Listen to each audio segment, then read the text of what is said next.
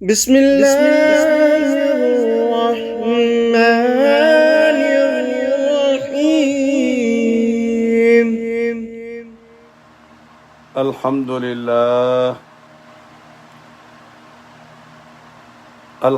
لله رب العالمين، والصلاة والسلام على سيد المرسلين وعلى آله وأصحابه الطاهرين أجمعين.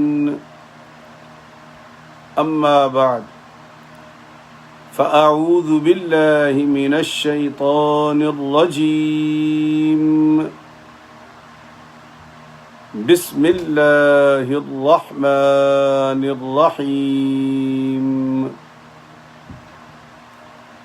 ويوم يعض الظالم على يديه يقول يا ليتني اتخذت مع الرسول سبيلا يا ويلتى ليتني لم أتخذ فلانا خليلا لقد أضلني عن الذكر بعد إذ جاءني وكان الشيطان للإنسان خذولا وقال الرسول يا رب إن قوم اتخذوا هذا القرآن مهجورا. صدق الله العظيم. بسم الله الرحمن الرحيم. اللهم صل على سيدنا محمد وعلى آل سيدنا محمد وبارك وسلم. الصلاة والسلام عليك يا سيدي يا رسول الله وعلى آلك وأصحابك يا حبيب الله. الصلاة والسلام عليك يا سيدي يا رحمة للعالمين وعلى آلك وأصحابك يا شفيع المذنبين.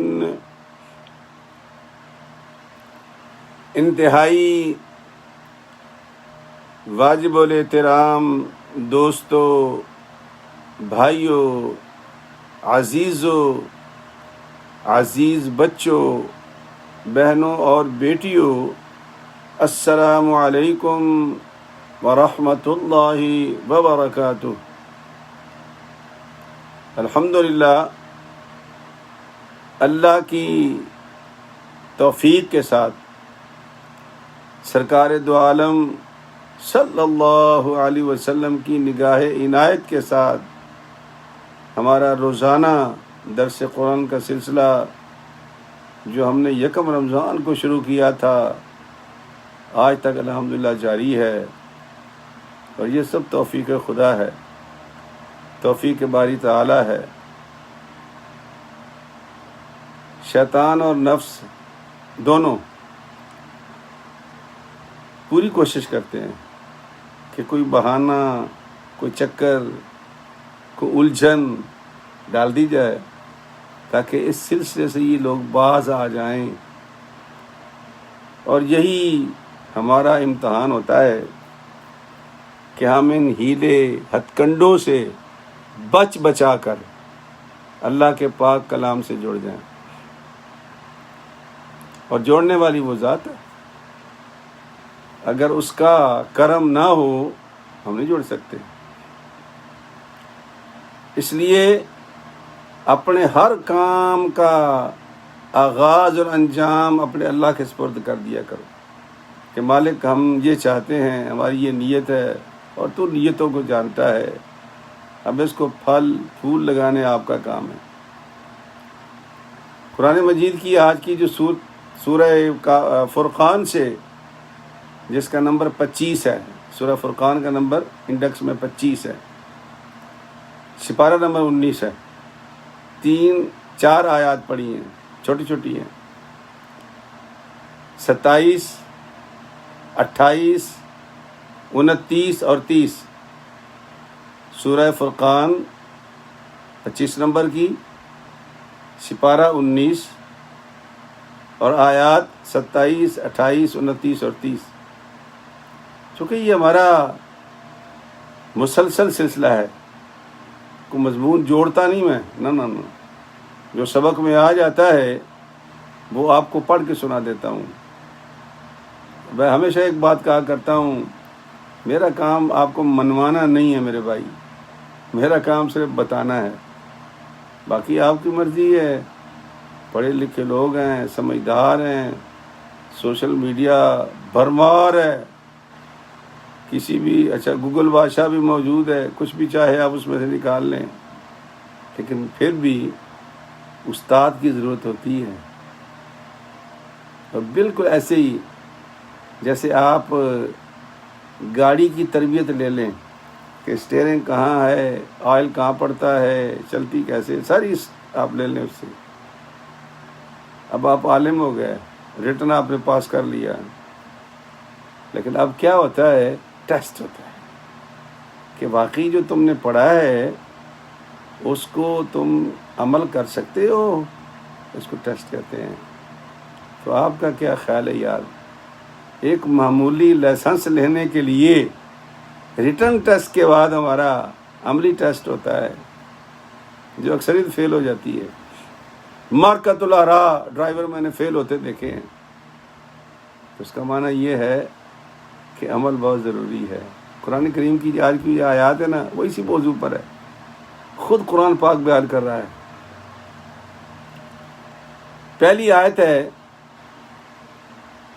وَيَوْمَ يَعَضُّ الظَّالِمُ عَلَى يَدَيْهِ يَقُولُ يَا لَيْتَنِي اتَّخَذْتُ مَعَ الرَّسُولِ سَبِيلًا۔ جس دن کاٹ کھائے گا ظالم اپنے ہاتھ کو اور کہے گا اے کاش اختیار کیا ہوتا میں نے رسول کے ساتھ سیدھا سادہ راستہ۔ عقبہ ابن ابی معیط یہ سرکار دو عالم کا بڑا قریبی رشتہ دار تھا، ظالم بھی بڑا تھا، تکلیف بھی بڑی پہنچائی ہے سرکار دو عالم کو۔ اگر آپ کو یاد ہو سرکار دو عالم صلی اللہ علیہ وسلم کی سیرت، تو اوجھڑی جو جانوروں کی، ذبح شدہ جانوروں کی، اونٹ کی، سرکار جب سجدے میں جاتے تھے اوپر رکھ دیتا تھا۔ یہ وہ ہے عقبہ ابن ابی معیط، پڑوسی بھی تھا، رشتہ دار بھی تھا، قریبی رشتہ دار تھا، اچھا مالدار تھا، رئیس بھی تھا۔ تو وہ جب کبھی باہر جاتا شام میں ادھر سے ادھر سامان تجارت لے کے، جب واپس آتا تو آتے ہی وہ خاندان والوں کی دعوت کرتا، خاندان والوں کی دعوت کرتا اور اپنے سفر کے قصے سناتا کہ میں نے یہ دیکھا تو میں نے وہ کیا تو میں نے یوں کیا وغیرہ وغیرہ، جو بھی اس زمانے کا دستور تھا۔ ہم بھی سناتے ہیں، ہم بھی۔ تو اسے دعوت کی اور سرکار دو عالم صلی اللہ علیہ وسلم کو بھی کھانے پر بلایا۔ قریبی عزیز تھا، پڑوسی بھی تھا، تو سرکار تشریف لے گئے۔ سارے جہان نے کھانا کھا لیا، اللہ کے پاک پیغمبر جناب محمد الرسول اللہ صلی اللہ علیہ وسلم نے کھانا نہیں کھایا۔ اب یہ بڑا اس کے سامنے عجیب ایک مسئلہ آ گیا۔ اب خاندان کے لوگ بیٹھے ہوئے ہیں، اب وہ کہہ رہا ہے کہ یا محمد کھانا کھائیے۔ آپ فرماتے ہیں کہ میں اس وقت تک کھانا نہیں کھاؤں گا جب تک تو کلمہ نہیں پڑھتا۔ میں اس وقت تک کھانا نہیں کھاؤں گا جب تک تو کلمہ نہیں پڑھ لیتا۔ جب تو کلمہ پڑھے گا میں تیرے دسترخوان سے کھانا کھا لوں گا۔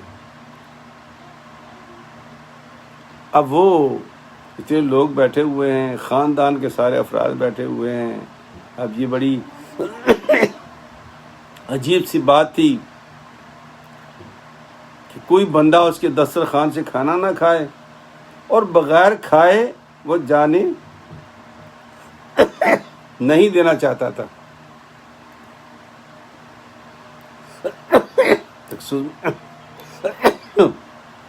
چنانچہ اس نے بسم اللہ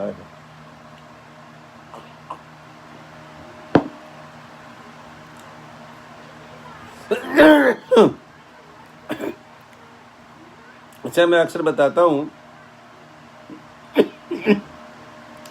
کہ میرا فرنٹ کیمرہ آن ہوتا ہے اور مجھے صحیح دکھا رہا ہے یہ، لیکن جب آپ کو تصویر جائے گی تو آپ کو الٹی جائے گی میری تصویر.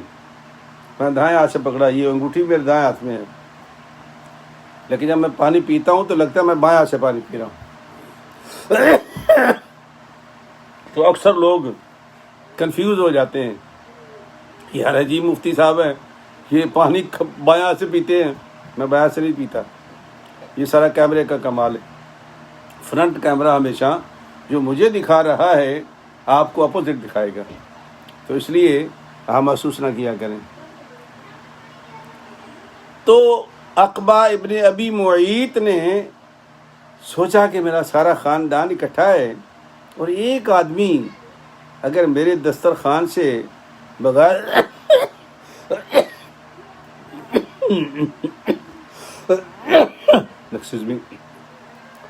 اگر ایک آدمی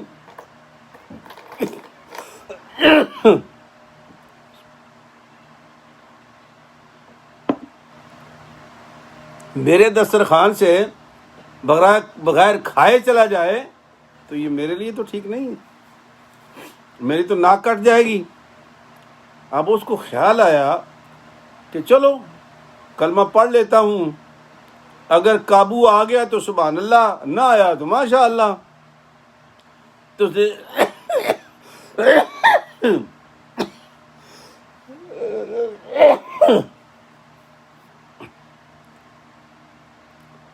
سوری، اگر کلمہ قابو آ گیا تو سبحان اللہ.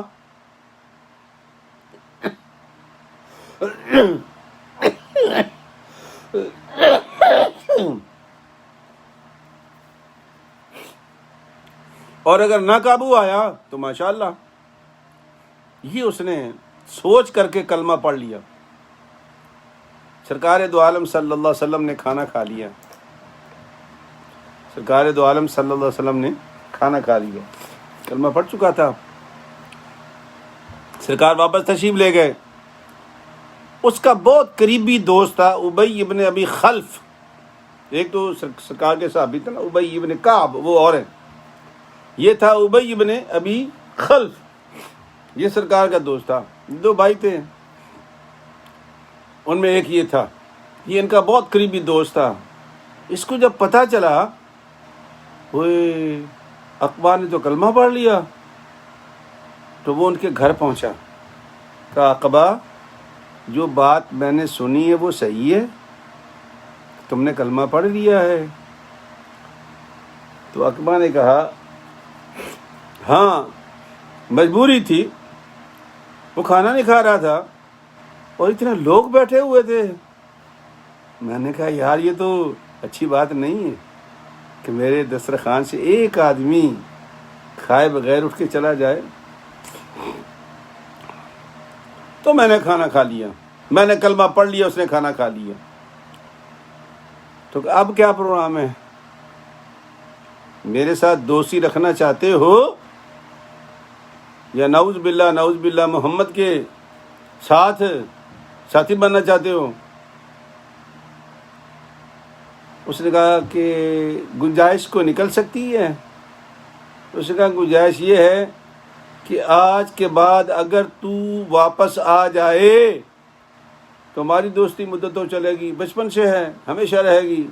اگر نہیں تو پھر مجھے مرے ہوا کا منہ دیکھو گے، جیسے عام طور پر ہمارے یہاں کہا جاتا ہے تیری میری ختم. اور میں لوگوں کو بھی بتا دوں گا کہ اس قابل نہیں رہا اس پر اعتماد کیا جائے. تو عقبہ ابن ابی معیط نے کیا کیا کہ کلمہ چھوڑ کر مرتد ہو گیا. بڑا لمبا قصہ ہے، یہ میں مختصر کرتا ہوں چونکہ میرے پاس وقت نہیں ہوتا، آپ اس کو پڑھ لیں سیرت کی کتابوں میں، یہ بہت لمبا واقعہ۔ بہرحال اللہ کے پاک پیغمبر نے بدر کے میدان میں حضرت علی کے ہاتھوں اس کو قتل کروا دیا تھا۔ اور اس قتل کیوں کروایا تھا؟ سرکار دو عالم صلی اللہ علیہ وسلم سجدے میں تھے حرم کعبہ میں، وہ ظالم آیا، قربان جاؤں میں سرکار کی اس مطلبے کہ محنت پر جو دین کے لیے کی ہے، ہم نہیں کر سکتے یار، ہم نہیں کر سکتے۔ سرکار کی گردن پہ پیر رکھا اور جب سرکار نے سر اٹھایا تو تھوک دیا آپ کے منہ پہ۔ اس وقت سرکار نے کہا تھا کہ تو مکے سے باہر ملا تو میں تجھے اس کی سزا ضرور دوں گا۔ تو اللہ نے پھر موقع دیا، بدر کے میدان میں وہ پکڑا گیا، تو مولا علی پاک کو سرکار نے فرمایا اس کو قتل کر دو۔ بہرحال آگے اس کا بھی قصہ ہے، یہ سارے قصے ہیں۔ میں بتانا یہ چاہتا ہوں کہ جب وہ فوت ہو گیا، اس کی جو کیفیت تھی جہنم میں، وہ اپنا ہاتھ کھا رہا تھا، اور حدیث پاک میں آتا ہے کہ وہ ہاتھ کھاتا جاتا تھا اور جب یہاں تک پہنچتا تھا کولی تک ہاتھ ختم ہو جاتا تھا۔ جب اس ہاتھ کو چبانا شروع کرتا تو یہ ہاتھ پھر نکل آتا، اس کو کھاتا تو یہ نکل آتا، یہ کھاتا تو یہ نکل آتا۔ اس وقت اس نے یہ جملہ کہا تھا۔ اللہ فرماتے ہیں کہ وَيَوْمَ يَعَضُّ الظَّالِمُ عَلَى يَدَيْهِ، اور جس دن وہ کاٹ کھائے گا ظالم اپنے ہاتھ کو، کھا جائے گا وہ۔ اللہ اکبر، کیا کتنی بری سزا ہے۔ ہاتھ ختم ہو گیا، دوسرا چبانا شروع کیا تو یہ نکل آیا، پھر یہ کھا گیا تو یہ نکل آیا، قیامت تک یہ چلتا رہے گا۔ اس وقت اس نے کہا تھا کہ یقول یا لیتنی اتخذت مع الرسول سبیلا، کہے گا کاش میں نے وہ اختیار کیا ہوتا جو میں نے کلمہ پڑھا تھا، رسول کے ساتھ سیدھا سادہ راستہ تھا، اور میں کن چکروں میں پڑ گیا، کن بے مہینوں میں پڑ گیا۔ اب اگلی آیت میں وہ اپنی اس عمل کا افسوس کر رہا ہے کہ یا ویلتا لیتنی لم اتخذ فلانا خلیلا، ہائے میری شامت، کاش میں نے نہ بنایا ہوتا ابی ابن خلف کو دوست۔ یہ ذرا سوچتے نہیں، موجودہ زمانہ بھی ہے، کیونکہ یہ تو ہمیشہ کے لیے سرکار تشریف لائے نا، کوئی عربوں کے لیے نہیں آئے تھے، نہ یہ ہمارے لیے بھی ہیں۔ موجودہ دور میں بھی جو ہم کر رہے ہیں وہ سب کے سامنے ہے۔ ہائے میری شامت، لم اتخذ فلانا خلیلا، کاش میں نے ابی ابن خلف کو یار نہ بنایا ہوتا۔ اور فرمایا کہ لقد اضلنی عن الذکر، یقیناً اس نے مجھے بہکا دیا تھا نصیحت سے جو مجھے مل گئی تھی۔ اس جانی، جب نصیحت میرے پاس آ گئی تھی، وَكَانَ الشَّيْطَانُ لِلْإِنسَانِ خَذُولًا، اور شیطان انسان پر وقت پر دغا دینے والا ہے۔ وقت پڑ جائے نا تو شیطان دغا دے کے نکل جاتا ہے، اور جو بے ایمان دوست ہوتا ہے وہ بھی نکل جاتا ہے۔ سرکار دو عالم صلی اللہ علیہ وسلم سے پوچھا گیا یا رسول اللہ صلی اللہ علیہ وسلم، یہ جو دوست کی کیا پہچان ہے؟ سرکار نے فرمایا کہ دوست کی پہچان یہ ہے کہ کسی عطار کی دکان پہ چلے جاؤ، یہ بخاری شریف کی حدیث ہے، عطار یہ خوشبو بیچنے والی جو دکان ہوتی ہے اس پہ چلے جاؤ، فرماتے ہیں کہ کچھ نہ خریدو، نہ چکر لگا کے آ جاؤ، عطر کی دکان کا چکر لگا کے آ جاؤ، جب باہر نکلو گے تو تمہارے وجود سے خوشبو آ رہی ہوگی۔ اور فرمایا ایک لوہار کی دکان پہ چلے جاؤ، کچھ نہ خریدو اس سے، لوہا نہ لو اس سے، وہ لوہا کوٹ رہا ہوتا ہے، ضربیں پڑ رہی ہوتی ہیں، چنگاریاں اڑ رہی ہوتی ہیں۔ تم نے اگر ایک چکر لوہار خانے کا لگا لیا، جب باہر نکلو گے تو تمہارے دامن پر چھید ہوں گے، وہ چنگاریوں کی وجہ سے تمہارے چھید ہوں گے۔ تو فرمایا المرء علی دین خلیلہ فلینظر احدکم من یخالل، اے میرے امتی جب تو دوست بنانے لگے تو ذرا اسے پوچھ تو لو کہ بھائی تمہارا ایجنڈا کیا ہے، تم مجھ سے کیوں چاہتے ہو اور مجھ سے کیا چاہتے ہو؟ کم از کم پوچھ تو لو اس سے، اس کا ایجنڈا کیا ہے، وہ آپ سے کیا کرنا چاہتا ہے۔ اللہ اکبر۔ حضرت سیدنا فاروق اعظم سے کسی نے پوچھا کہ حضرت جی آپ کی تو اتنی عمر گزر گئی ہے، کوئی خوبصورت بات بتائیں۔ فرمایا پوچھو۔ کہا کہ اچھے دوست کی پہچان کیا ہے؟ فاروق اعظم سے ایک صاحب نے پوچھا کہ حضرت وہ اچھے دوست کی پہچان کیا ہے؟ سرکار نے فرمایا 4 باتیں ہوتی ہیں اچھے دوست میں۔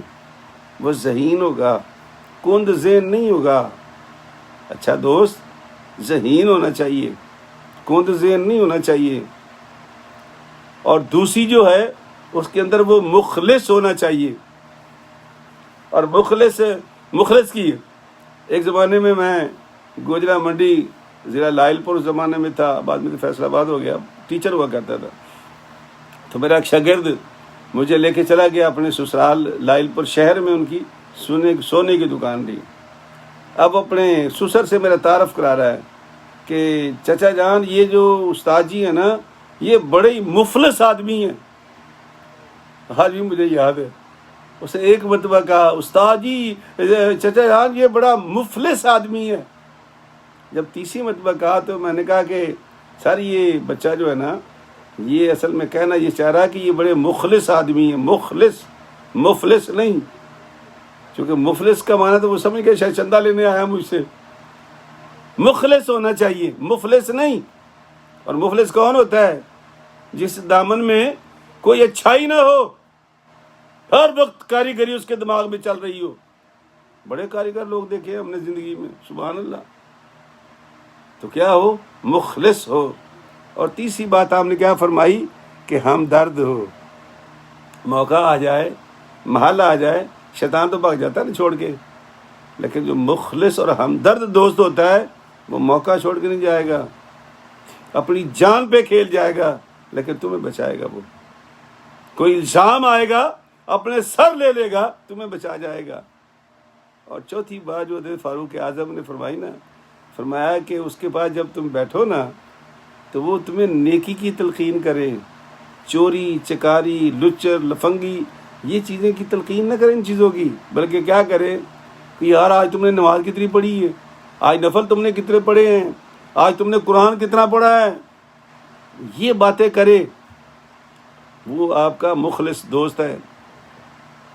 اور فرمایا جس کو دیکھ کر خدا یاد آ جائے، مخلص دوست ہے جس کو دیکھ کر خدا یاد آ جائے، اور جب تم اس سے گفتگو کرو تو تمہارے علم میں اضافہ ہو، اور جب وہ عمل کرے تو تم بھی عمل کرنے والے بن جاؤ، تاکہ آخرت میں تمہیں فائدہ ہو۔ وہ دوست ہوتا ہے۔ فرمایا کہ میں افسوس ہے مجھے کہ میں نے اس کو دوست بنایا جو مجھے دغا دے گیا، اور آج میں اپنے ہی ہاتھ کھا رہا ہوں۔ اللہ فرماتے ہیں کہ اس نے مجھے بہکا دیا، اور شیطان اس کے ساتھ تھا، ظاہر شیطان ساتھ ہوتا ہے، اور شیطان انسان کو وقت پر دغا دیتا ہے، یہ لکھ لو۔ اور جو دوست بن کر تمہیں وقت پر دھوکہ دے تو وہ شیطان کا ساتھی ہے، کیونکہ اچھے آدمی اچھے دوست کی پہچان تو نہیں ہے۔ اچھا دوست تو وہ ہوتا ہے جو موقع پر کھڑا رہے آپ کے ساتھ اور دین کی بات کرتا رہے۔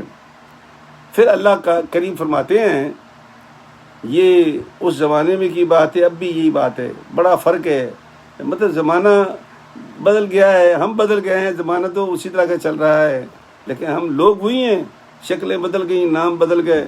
ہم جب پاکستان میں ہوا کرتے تھے ہم سمجھتے تھے پتہ نہیں امریکہ میں کوئی فرشتے رہتے ہیں، پتہ نہیں کیسی مخلوق ہوگی، کوئی لال سرخ مخلوق ہوگی۔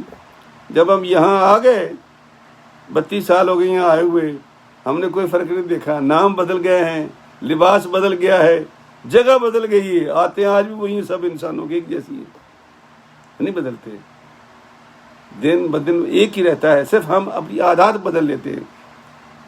اللہ فرمائے گا وقال الرسول، تو سرکار اللہ کی بارگاہ میں عرض کریں گے وقال الرسول یا رب، اے میرے اللہ، ان قوم اتخذوا هذا القرآن مہجورا، اے میرے رب یقیناً میری قوم نے، یہ ہے بات اس وقت کی ہو رہی ہے، میری قوم نے اتخذوا هذا القرآن مہجورا، قرآن کے ساتھ ٹھٹھا کرتے ہیں، قرآن کے ساتھ مذاق کرتے ہیں، قرآن کو جادوئی کلام بتاتے ہیں، اور ایسا ہے کہ قرآن کریم کو نعوذ باللہ گپوں کی ایک کتاب سمجھتے ہیں، اور متروک چھوڑ دیا ہے۔ اور کرتے کیا تھے؟ فرمایا کہ جب وہ قرآن کریم پڑھا جاتا تو پڑھتے وقت کیا کرتے تھے؟ لا تسمعوا لهذا القرآن والغوا فیہ، وہ نہ سنو قرآن کو، نو قرآن نہیں سننا، بلکہ کیا کرو؟ شور مچانا شروع کر دو، تاکہ نہ خود سنو نہ کسی کو سننے دو۔ یہ اس وقت کی بات کر رہا ہوں میں۔ لا تسمعوا لهذا القرآن والغوا فیہ، نہ سنو قرآن کو، شور مچاؤ، شور۔ آج ہم کیا کرتے ہیں؟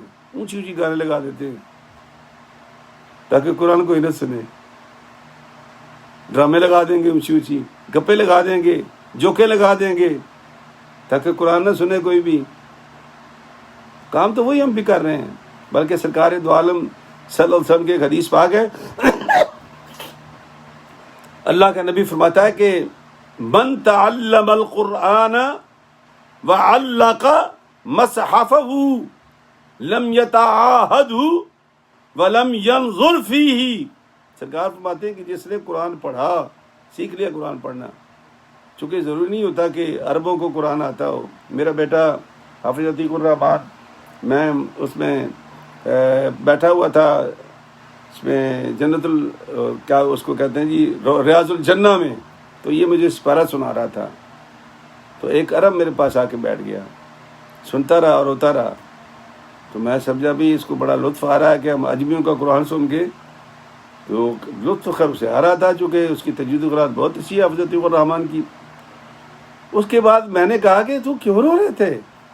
کہنے لگا میں پیدائشی عرب ہوں، میری ماں بھی عرب ہے، میرا باپ بھی عرب ہے، اور پیدا بھی میں یمن میں ہوا تھا جو مرکز دین کا، اور مجھے قرآن نہیں پڑھنا آتا۔ میں نے کہا کیا مطلب؟ مجھے پہلا اتفاق شاک ہوا، اس نے کہا میں نے قرآن نہیں پڑھا۔ میں نے کہا کیا مطلب؟ قرآن تو تمہاری مادری زبان ہے۔ اس نے کہا مادری زبان تو ہے، لیکن پڑھنے کے لیے تو لکھنا پڑھنا پڑتا ہے نا، مجھے لفظوں کی پہچان نہیں، کیسے پڑھوں گا میں؟ تو میں اس لیے رو رہا تھا کہ تم عجمی لوگ ہو، لیکن کیا خوبصورت قرآن پڑھتے ہو، ہم عربی ہو کر قرآن نہیں پڑھ سکتے۔ تو اللہ کے نبی کیا فرماتا ہے کہ من تعلم القرآن وعلق مصحفہ، یعنی قرآن کو پڑھا اور لٹکا دیا۔ ہم کیا کرتے ہیں؟ ہم صرف اونچی جگہ پر رکھ دیتے ہیں، بات اتنی ہے، صرف فرق کوئی نہیں۔